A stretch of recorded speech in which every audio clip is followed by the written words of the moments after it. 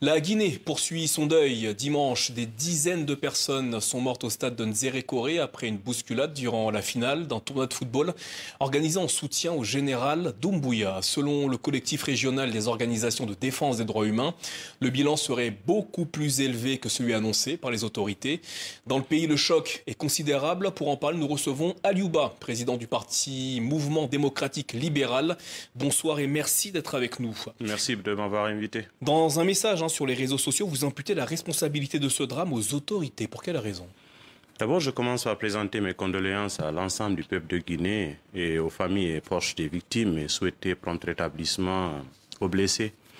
Naturellement, les événements de Nzérékoré au stade se sont passés à l'occasion d'une campagne de propagande qui a été entamée, ça fait quelques mois, par la junte militaire pour promouvoir la candidature. Quand vous dites campagne de propagande, vous faites référence à ces matchs de football avec le trophée Mamadi Doumbouya. Des événements culturels et tout ce qu'il y a autour. Aujourd'hui, toute l'administration publique est réquisitionnée. Les ressources de l'État sont utilisées à des fins de propagande politique et déguisées qui consiste à promouvoir la candidature du chef de la junte. Pourquoi les autorités sont-elles responsables de ce qui s'est passé à Nzérékoré? D'abord, le stade, tout le monde a vu les images. Ce n'est pas un endroit qui est capable d'accueillir autant de monde.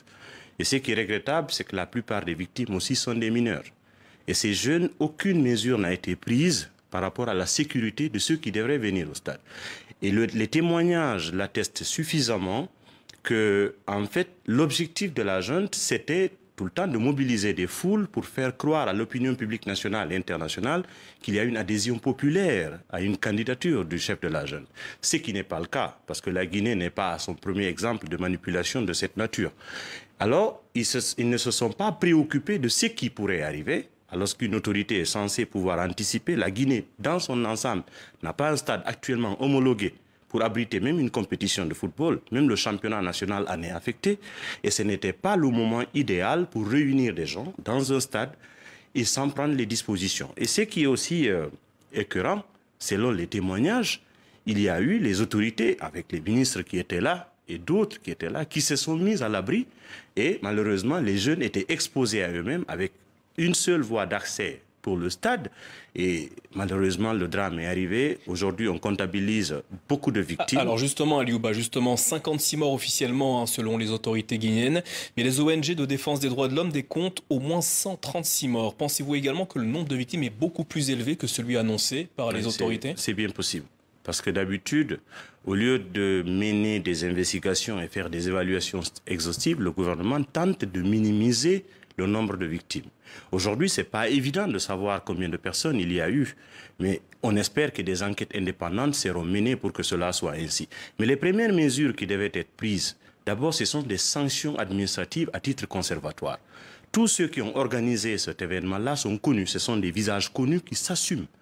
Au moins, les chefs de la junte et le Premier ministre devraient prendre des dispositions contre cela dès le lendemain de l'événement. Parce que ceux-ci doivent d'abord répondre, puisqu'ils s'assument, c'est à visage découvert qu'ils ont organisé. Mais ce qu'ils cherchent à faire, c'est plutôt avoir une communication qui consiste à détourner le regard sur le fait que c'est une organisation, un mouvement de propagande, et on cherche à dissocier l'image du chef de la junte, qui a toujours été assumée, pour faire croire que c'est un tournoi de football ordinaire, étant donné que ce n'est pas le cas. Donc, si les sanctions tombaient tout de suite, on allait se dire, tiens, il y a un indice qui nous rassure que les enquêtes peuvent être menées. Avant de sanctionner, il faudrait peut-être laisser le temps de l'enquête. C'est ce qu'ont annoncé les autorités, notamment le Premier ministre, Touriba.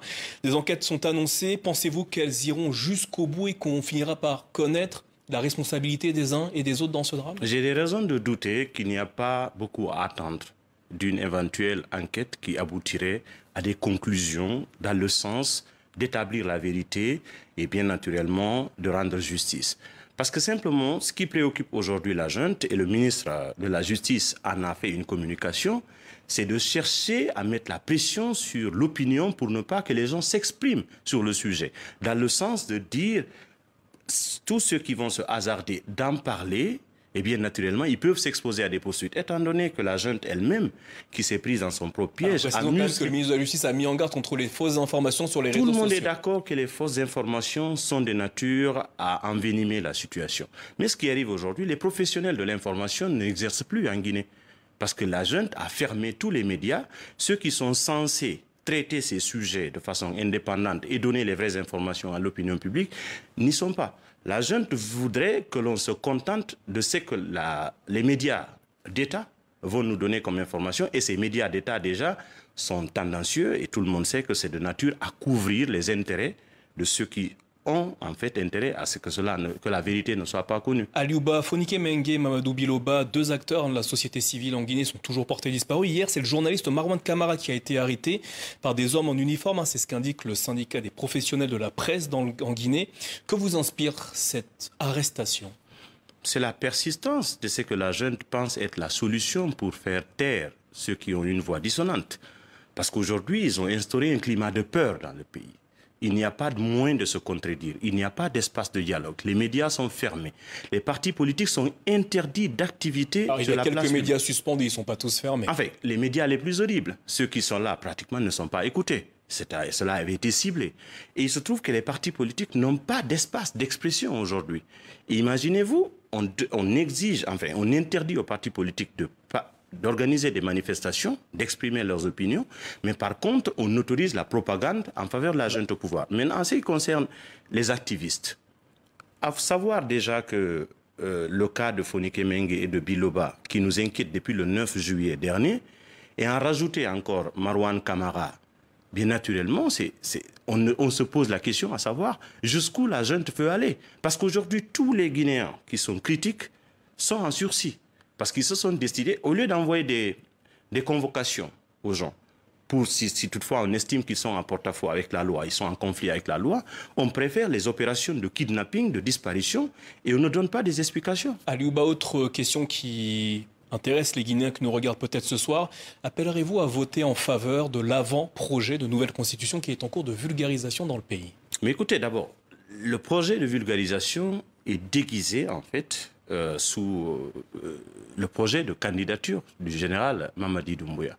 Et l'élaboration de la Constitution elle-même... Il n'a encore évoqué aucune information à ce sujet. Il ne l'a pas dit, mais il autorise, bien naturellement, tout ce déploiement ne pouvait pas se faire sans son autorisation. Est-ce lui ou ses proches, selon vous? Est-ce Mamadou Doumbouya qui organise tout ceci ou ses proches? Dès lors qu'il a la responsabilité de commandement du pays à l'instant, tout ce qui advient au pays, en bien et en mal, il assume les responsabilités. Maintenant, ses proches, c'est lui qui les a choisis. Alors, dès lors qu'il veut un agenda, bien naturellement, ses proches s'alignent et ils exécutent cet agenda-là. Donc, il ne peut pas se dédouaner en bien et en mal pour ce qui arrive au pays, malheureusement, pour la Guinée. Maintenant, cet avant-projet de nouvelle constitution. D'abord, l'approche qui a été utilisée par le CNT n'a pas été une approche inclusive. C'est un cercle qui est là. Vous avez été consulté lors de Non, pas vraiment. Pas vraiment. Vous n'avez pas participé à l'élaboration de ce texte? Pas du tout. Le CNT s'est arrogé ses prérogatives en tant qu'organe législatif de la transition, mais même des membres du CNT n'ont pas été associés. Alors ce qui se trouve aujourd'hui, les Guinéens se posent la question à savoir, d'ailleurs, est-ce que nous avons un problème de constitution en Guinée? Moi, j'ai toujours dit que c'est non. Parce qu'il se trouve qu'à chaque fois que nous avons des constitutions, c'est leur application qui pose problème. Le problème essentiel que nous avons, c'est un problème de leadership, un problème d'exemplarité. Parce que ça ne sert à rien. Aujourd'hui, à l'instant où on parle, la jeune s'était engagée de garantir le respect des droits et des libertés des citoyens. Alors on parle d'une nouvelle constitution qui va réaffirmer ces engagements-là, mais malheureusement, encore dans la pratique, la junte est en train de kidnapper des citoyens qui sont inoffensifs. Alors, en réalité, c'est plus un problème d'application de la loi qui se pose en Guinée qu'un problème de texte et de qualité de texte. Donc, le CNT et son président qui sont en train de se déployer, pratiquement, il y a du maquillage. Derrière, c'est l'administration publique qu'on mobilise et quelquefois, on sort même des enfants de l'école primaire, des enfants qui ne savent rien du tout de quoi il s'agit, pour donner l'impression qu'il y a une adhésion populaire à un projet, étant donné que la classe politique est plus légitime pour traiter ces types de sujets-là que la junte militaire. Malheureusement, elle a mis de côté la classe politique, elle préfère avoir un agenda solitaire, et c'est cet agenda solitaire qui est en train de conduire la Guinée dans les difficultés que nous sommes en train de constater. Aliouba, merci d'avoir répondu à nos questions ce soir au sujet de la situation et de l'actualité politique en Guinée. Merci à vous. Merci à vous.